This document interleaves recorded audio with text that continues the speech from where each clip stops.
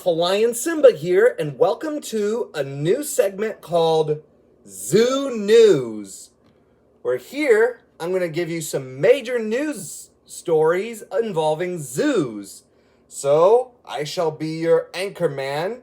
And so, our top story tonight is involving a very strong adoptive family bond in the kingdom of the apes.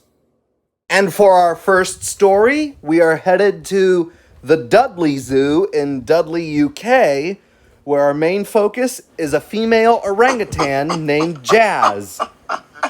Jazz had first recently had her own son, Jim.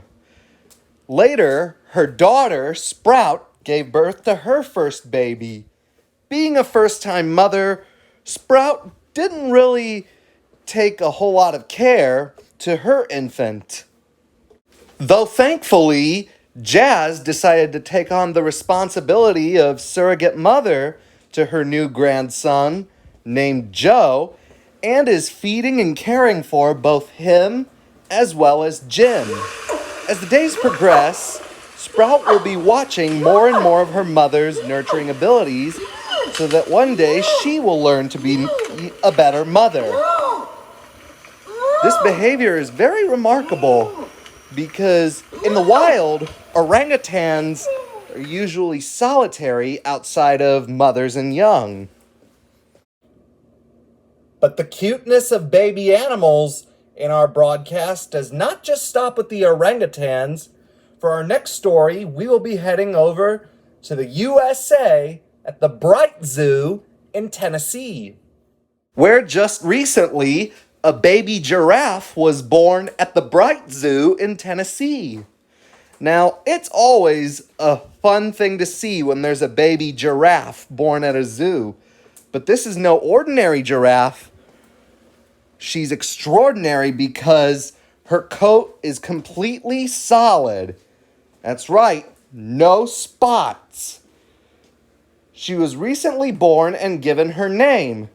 The zoo staff named her Kipeki, which means unique in Swahili. The family-owned establishment believes that Kipeki is the only solid-colored reticulated giraffe in the world. The last time this happened was in the 1970s at the Tokyo Zoo in Japan. And thankfully, Kipeki is automatically accepted by the other giraffes at the zoo. They say that they treat her as they see her no different from any other giraffe. The zoo advises those wanting to see the giraffe to visit early, as she prefers to hide in the shade when it becomes too hot in the afternoon. And undoubtedly, zoos play a very big part in wildlife conservation of endangered animals from around the globe, such as the case in this story at the San Diego Zoo Safari Park, involving a Przewalski's wild horse. The star of this story is a male Przewalski's wild horse named Kurt, but he's no ordinary Przewalski's wild horse. He's the first to ever be successfully cloned. He was successfully cloned and introduced to a female horse named Holly, and he is thriving in Holly's companionship, where he's learning to behave like an actual Przewalski's wild horse. Christy Burkus, the director of wildlife care at the park, had this to say. Przewalski's wild horses live in groups where a youngster secures a place in the herd by their mother. Because Kurt was not born into a herd, he didn't know the behavioral language that is unique to Przewalski's horses. Our first step to socializing him was introducing him to Holly. The staff are hoping that Kurt and Holly will restore some lost genetic diversity, which is vital given that the Przewalski's wild horse is an endangered species. Kurt himself is the clone of a Przewalski's stallion whose DNA was cryopreserved 42 years ago.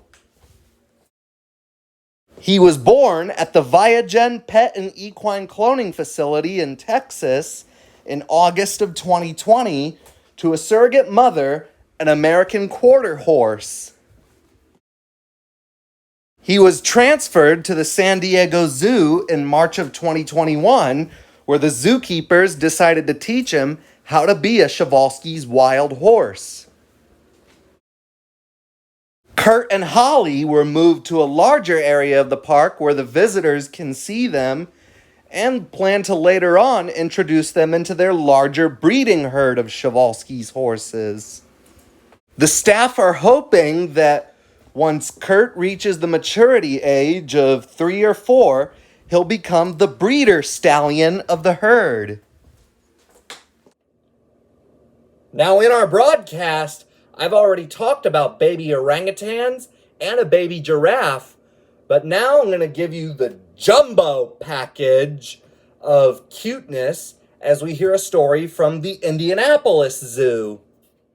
Without a doubt, Labor Day is a very great holiday, and this year's Labor Day proved to be particularly great for the Indianapolis Zoo because one of its female elephants, Zahara, just recently gave birth to a newborn male calf. And this particular elephant calf is the first of its kind because it's the first elephant born in captivity via artificial insemination, born from another elephant who was also born from artificial insemination. The calf was born after 20 minutes of labor and has a healthy weight of 262 pounds. He stood within 10 minutes and is almost immediately bonding with his mother. According to the zoo's assistant curator for elephants, this is Zahara's first calf, and from birth, she has been a very attentive mother and has been closely monitoring her calf.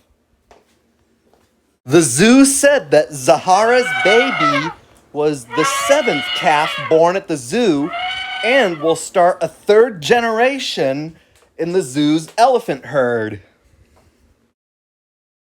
The zoo also said that the first and second African elephants in the world to be successfully conceived and born via artificial insemination happened at the Indianapolis Zoo in 2000. So far, the newborn has not been named and for now will remain indoors with the rest of the herd. The zoo is hoping that the calf will make limited appearances at the zoo's Zoo Boo event, which will last from September 27th to October 31st.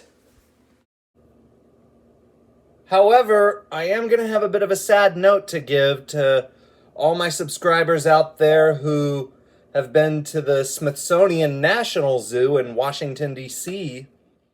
The Smithsonian National Zoo in Washington, D.C. is preparing to say goodbye to its 3 beloved pandas, Mei Xiang, Tian Tian, and Xiao Qi Ji. The 3 pandas will be returned to China at the end of the year. However, before the pandas leave for the China Wildlife Conservation Association, the zoo will be hosting a massive farewell party event known as Pandapalooza. Pandapalooza is going to last 9 days and will involve free events involving the pandas.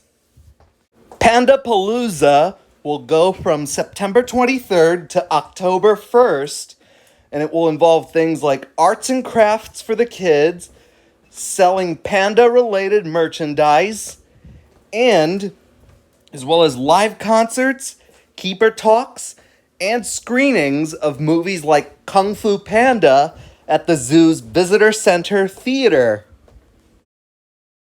Those who cannot attend Pandapalooza in person, such as myself, can always check out special moments via the zoo's Panda Cam. Mei Xiang and Tian Tian first arrived at the zoo from China in 2000, where they were an instant hit with zoo visitors, including things such as their fruit sickle cakes and their 4 surviving cubs. The whole reason why the pandas are leaving is because they are not owned by the zoo. They are on loan due to an agreement with China that has since expired. The zoo's director is optimistic that the pandas will return to the National Zoo, although an exact timeline is not yet determined. According to the zoo, all the pandas will leave by December 7th. And personally, while I am disappointed that I never got to see them, given that I live miles away in a different state from Washington, D.C., I still think it's probably for the best that the pandas go back to China, as it's for the well-being of their species. Well, that was it. Our first broadcast of Zoo News. Thanks for watching, and please subscribe if you haven't already. And if you know of any other Zoo News stories, please let me know. In the meantime, this is your host, Alpha Lion Simba, saying good night, and thank you for tuning in.